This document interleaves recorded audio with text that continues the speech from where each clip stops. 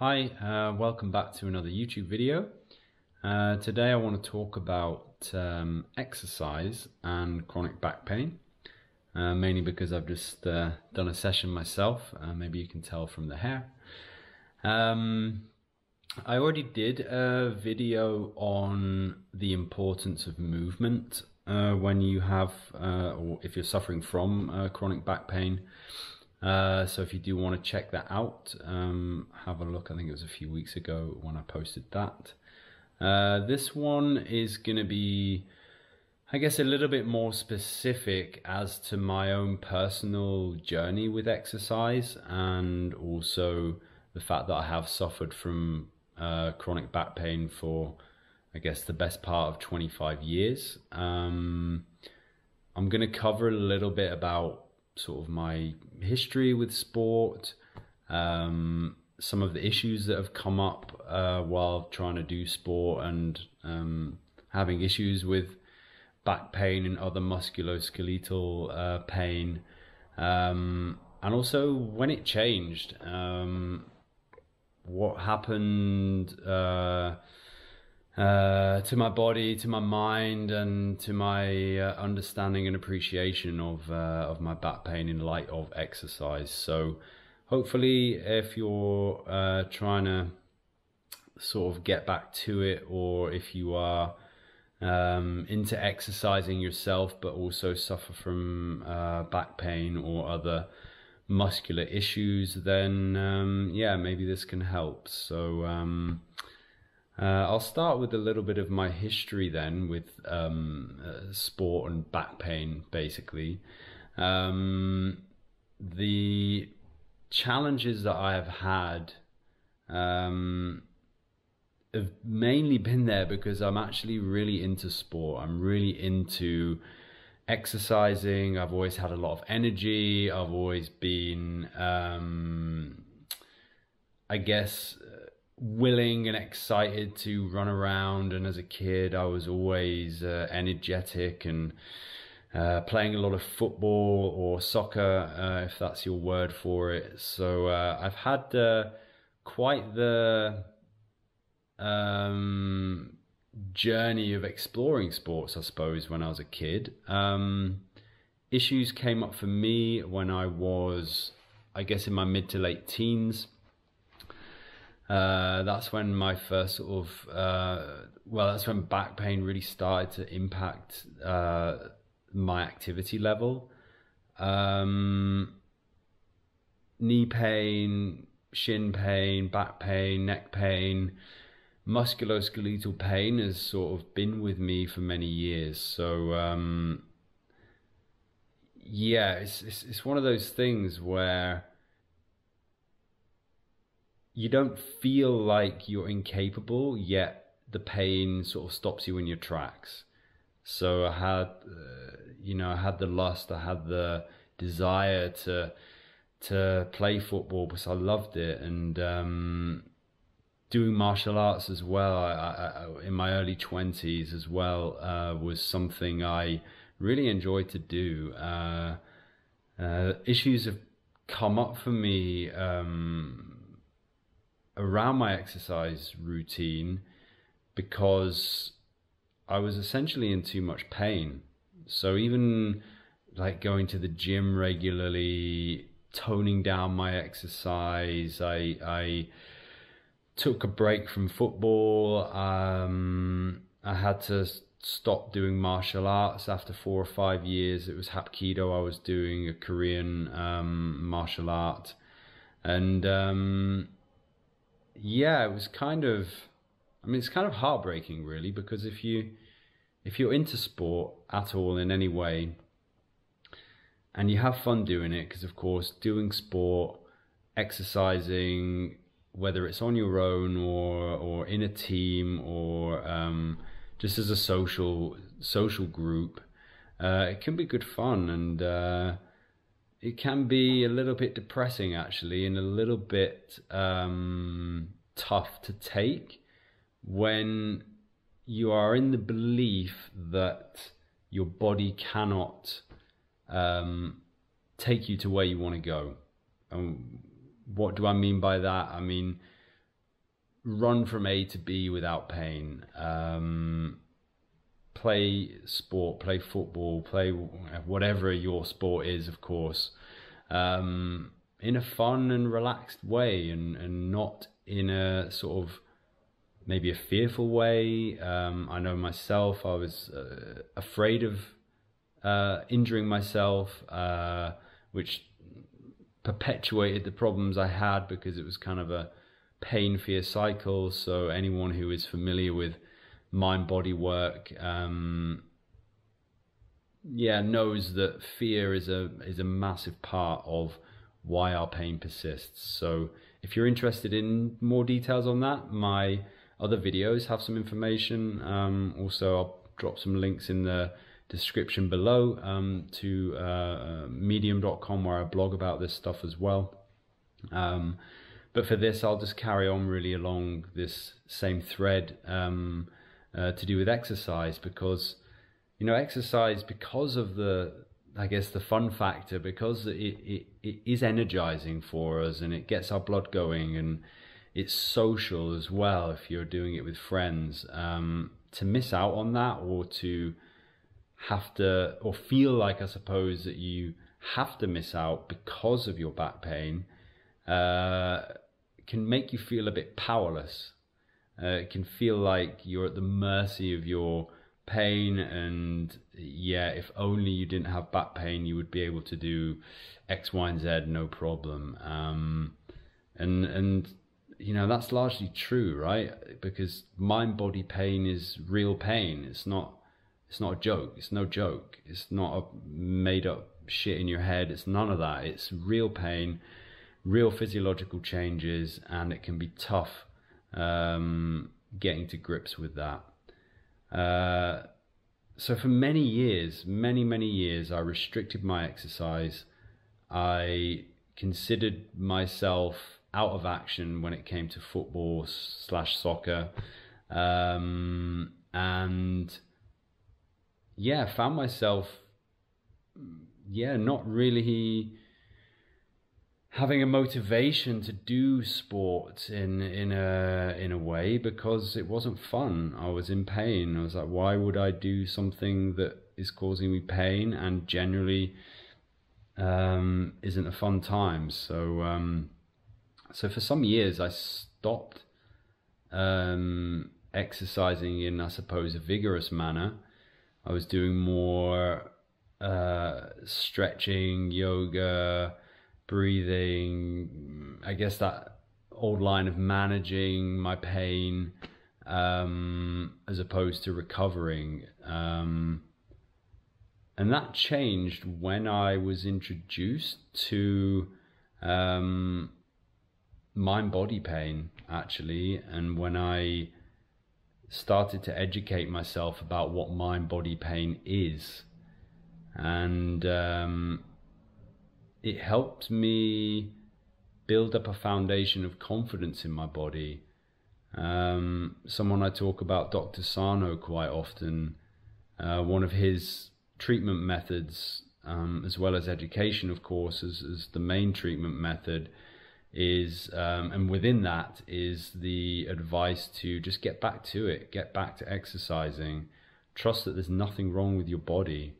You have to take that within your own means, within the means of what your doctor might suggest too. But provided you fit into the bracket of mind-body pain, technically there's nothing structurally wrong with the muscles in your back or your knees or whatever. It's chronic pain is emotional, it is psychological, and it is neurological, and that has been validated. This stuff has been validated. So I would suggest educating yourself about that so that you can move towards change. And what does change look like, I suppose? For me, I guess because I was always thinking about my pain, I was always wondering about my capabilities, feeling like I was holding myself back and fearful of injury. So I decided to start playing football again last year, and that was a big move for me. Last summer, I was really embodying this mind-body recovery method, and I said to myself, I'm going to join my mates, I'm going to have a kickabout, I'm going to give it a go. And I haven't looked back really. For the last, I guess, around 9 to 10 months, I've been playing football almost every week. I've also started doing a Qigong Kung Fu fitness instructor course with Shifu Yan Lei. And that again is, I guess it's just fulfilling something natural inside me that wants to do these activities, playing football, doing martial arts.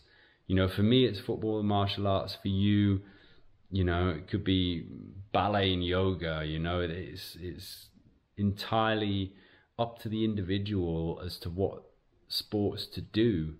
So understanding what sports you like to do, and just trying to do them. And even if you do them slowly, you could, you know, when I decided to start playing football again, I was like, if I just go and have a kickabout, and if for some reason the pain is too much or it's a bit overwhelming, then I can just stop. I can literally, I have the choice, and you have the choice to do as much as you feel you're capable of doing. And doing this along with mind-body recovery methods is really important, because then you shift away from thinking, oh, my back's hurting, or X, Y, and Z, whatever the muscular pain is, to how am I feeling about it? You know, how am I feeling about playing football? How am I feeling about doing martial arts? Is there a bit of fear of injury, for instance, or is there a bit of anxiety of looking stupid or whatever? You know, it can be any of these things that cause an emotion, a strong emotion to arise that can feel uncomfortable, because generally the uncomfortable emotions, be it an anxiety, fear, deep sadness, deep rage or anger, these are the ones that persist and cause our system to freak out a little bit, and you know, then we get back pain and all sorts of other stuff. So so it changed for me when I really embodied that recovery process. I started to build up confidence in my body by doing this. Psychologically, I became stronger. I became more adept at trusting myself and my body and my choices to, you know, run for that ball, or maybe not run for the ball, you know, if I don't feel capable enough. And saying that, it's got to the point now where I am exercising to quite a vigorous level. The course I'm doing with my Qigong instructor, still training for that, is you know, we're talking press ups, squats, punches, kicks, Qigong form, the whole lot, running, and breathing as well. Breathing exercises, and learning to trust our breath, trust our ability to sweat and exercise hard without it impacting our body negatively, because actually this stuff impacts our body and our mind positively. We just have to turn the corner a little bit on our interpretation and our understanding of ourselves and our body over the years, because generally the habit that we have been in of being afraid to move, being afraid to do exercises, that becomes a psychological blockage to us believing in ourselves.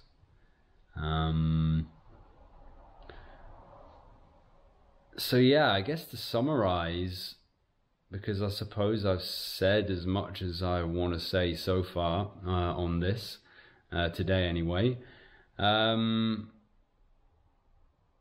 If you can start doing the sports that you like to do, and if you can start doing them in slow increments so that you're comfortable, so that you're not creating sort of anxiety through doing it, you know, you can do it in a playful way,